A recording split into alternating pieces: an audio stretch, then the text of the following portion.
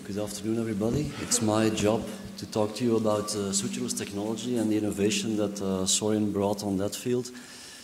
There's quite a lot to do about sutureless technology, and even here at the meeting I saw several very interesting lectures already, and there's a lot of literature becoming available more and more.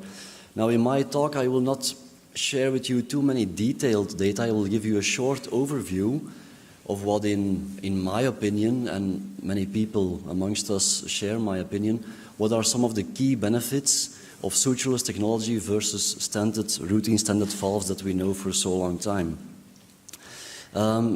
This is a picture that's always funny to see because it's already 7 years ago now that Sorin came to us, and we were fortunate in Leuven in Belgium to be one of the 3 centers doing the first in men trial together with Paris and Hanover. So in 2007 all the preclinical work was finished, the animal work was finished, and the first patients were being implanted.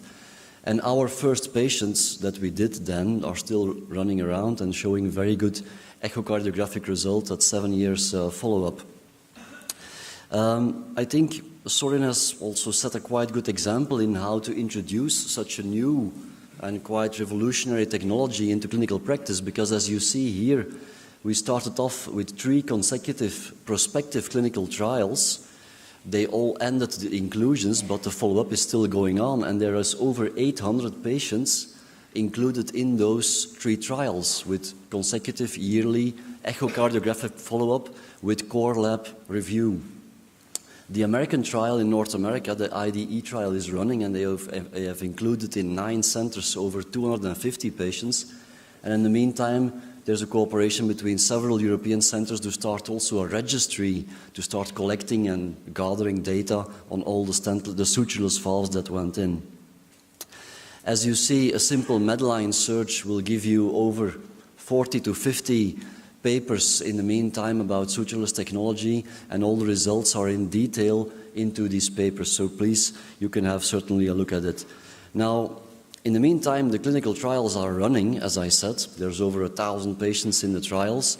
In the meantime, of course, Perceval has become a commercial product, and there's over 8,000 clinical implants already have been performed. So in the meantime, when I think what have we learned, or what is our opinion for the moment, what the key benefits are, then I think we can say 3 main things. First of all, it's speed of implantations. That's the key issue, one of the most important things that this new technology has brought into the clinical practice. Secondly, minimal manipulation. You can actually deploy or place a well-functioning valve with only minimal manipulation into the aortic root. And then thirdly, the flexibility of the stent design. These are just 3 bullet points, but as I will show you, all these 3 points have many, many consequences. It's very easy to demonstrate the speed of implantation. We already published our first experience, and this was the first time that we used it. We used a dedicated surgical team to implant the prosthesis. So while we were doing the 3 guiding sutures, one of the nurses was doing the collapsing. And then you see it's easy to get a cross-clamp time in isolated AVR underneath 20 minutes if you want. So this was a dramatic reduction in cross-clamp time, and of course also a dramatic reduction in CPB time. And in the meantime, this is not only our data, but this is data coming from the whole 3 consecutive clinical studies where there were 25 centers using it for the first time, and the mean cross-clamp time was only 31 minutes. Another advantage was that when people started engaging in doing minimal invasive surgery, which has always been known to increase cross-clamp times and increase CPB times, you see there on the left upper corner that even in minimal invasive surgery, the cross-clamp times did not really increase. You have a mean of 34 minutes even there. And this is being reproduced all over while experience is growing. It's not only about isolated AVR and isolated cases and minimal access surgery. The valve also has its advantages, of course, in combined cases. We all are confronted with an elderly population. The mean age is going up every year. These people also have coronary disease. They need a mitral valvoplasty, tricuspid valvoplasty, and so on. And even in combined cases, you can really cut off 30 or 40 minutes of your cross-clamp time, which will be important, which has to be important in these combined cases, certainly in elderly people. Just to compare, then of course, the experience was growing, and at a certain point of time, people were asking ourselves, okay, how do these valves compare, or how do they perform versus the well-known stented valves that we know for so long time. And these are just 4 examples. 2 of them already have been published. The third one by Professor Laborde was presented at the French meeting, and I presented our data this morning in another session. So we have been doing comparisons of the Perceval technology versus stented valves. And of course, in all these series, cross-clamp time is reduced by 50–60%. CPB time is going down by 50–60%. But there are also many consequences behind that, because in several of these series, we have seen a reduction in blood transfusion, either intraoperatively or postoperatively in intensive care. We have seen, even in these elderly and frail patients, due to, I believe, or I think, due to the shorter procedure, a reduction in ventilation time on intensive care, which is important in these cases. We have seen reductions in intensive care stay, shorter, quicker recovery of these patients, and even reductions in several of these series in overall hospital stay. So I think these are important consequences of this speed of implantation. Because a lot of, secondly, last slide, about another consequence of the speed. By reducing the length of the operation, you can reduce overall costs, not only in the operating room, but if you have a quicker recovery, with a shorter hospital stay, you can reduce hospital costs. And this has been observed in 3 of these series. So you see, speed of implantations, there are still a lot of surgeons around who say, well, to me, cross-clamp time is not important. I don't care because I have good myocardial protection and I cool the patient and so on. But you see, I'm still a believer that a shorter procedure is a better procedure. And it seems to come out of this preliminary studies and the growing experience. So I think speed of implantations has many beneficial consequences. The second bullet point, which I'm going to touch on, is the minimal manipulation in the aortic root. Of course, it's a completely sutureless device, okay? So there's a learning curve attached to it. You have the decalcification has to be correct, and the sizing has to be correct, and the positioning has to be correct. So there's a short learning curve to go through. But once you get a feeling that you can deploy this valve with really minimal manipulation in the aorta, and of course this has, in my opinion, 2 major consequences. First of all, minimal access surgery in isolated cases. Still, when you ask the people around, a lot of surgeons have a quite high threshold in invasive in either mini sternotomy and certainly for the mini thoracotomy. But the sutureless technology designs and valves like this really facilitate the deployment of a valve through a minimal incision. And so we see in the daily clinical practice now that more and more surgeons are engaging in either one of these 2 approaches, which also carry a potential benefit for the patient.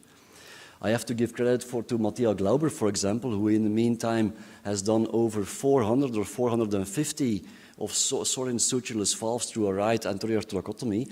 And when I saw the presentations this morning, the technique is really being adopted by many centers worldwide. And as I show you here, there's already many data either on mini sternotomy or on right anterior thoracotomy.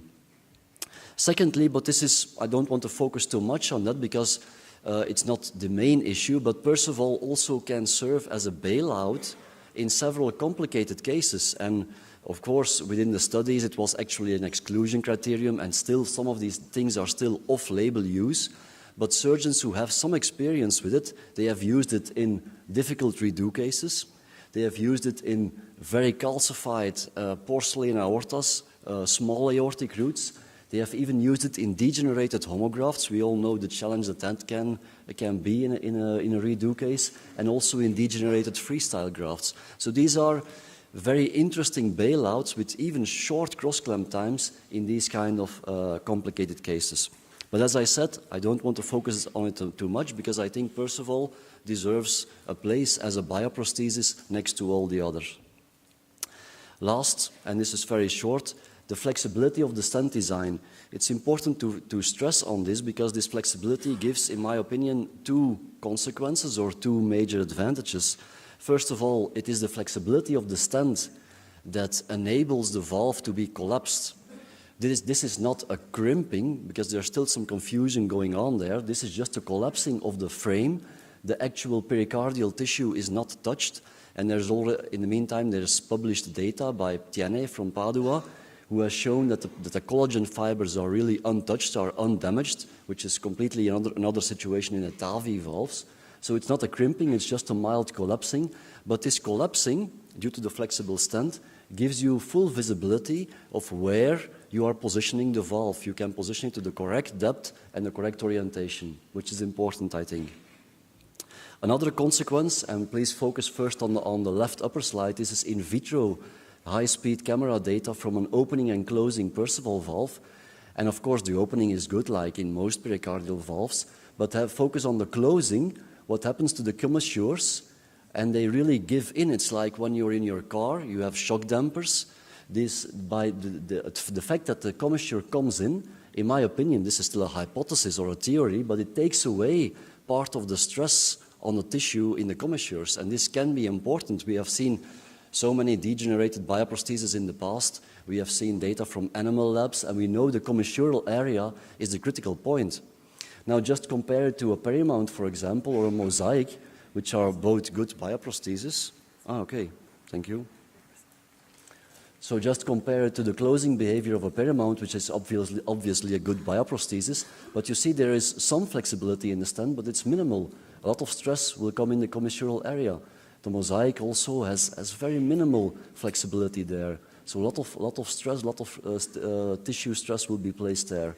And I think the in vitro data that the company has collected now is promising, and this may have a beneficial effect on long-term durability, but in the clinical practice we still have to wait and see for that result. So I think sutureless technology has brought some advantages. I think many patients can profit, can gain from this. I think it offers a unique combination of key benefits, and it compares favorably to current stented valves. So I think it's really an option for many patients eligible for a bioprosthesis using any kind of approach, either standard or mini sternotomy or mini thoracotomy. I thank you.